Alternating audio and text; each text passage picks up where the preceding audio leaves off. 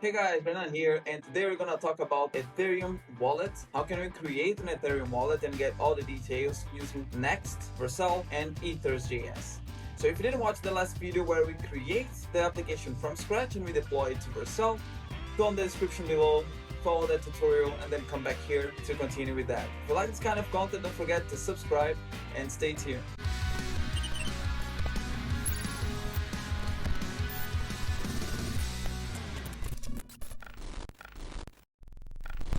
Here is the library that we've been using, EthersJS. Basically, it's a library that connects us to the Ethereum blockchain and its ecosystem. So the first thing that we need to do, we need to create the folder structure for the new endpoint. So I create here Ethereum, and then I'm going to create a new folder called wallet, and inside I will create new.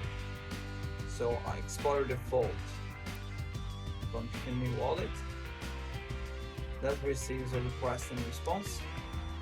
Let's go to the documentation and check how you can create a wallet.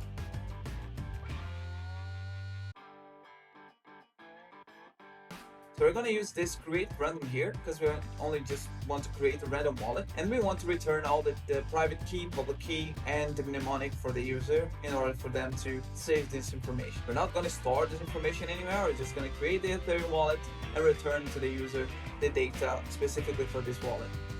So now we're gonna install EthersJS.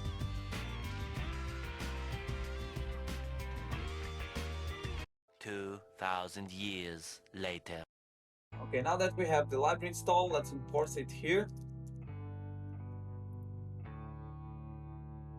Okay, now that we have the library, we're gonna use create random function. So let me create like a wallet constant that will use the create random function. Now let's create the response here.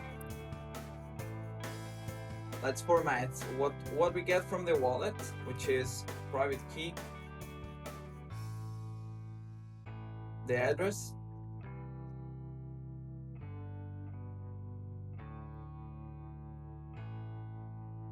so here we have the private key and the address. Now we want to return the mnemonic, right, which is the 12 word that we can save. So in order to retrieve that, wallet have a function that retrieve the mnemonic. Let me add to the response the mnemonic, an internal function that retrieves mnemonic phrase.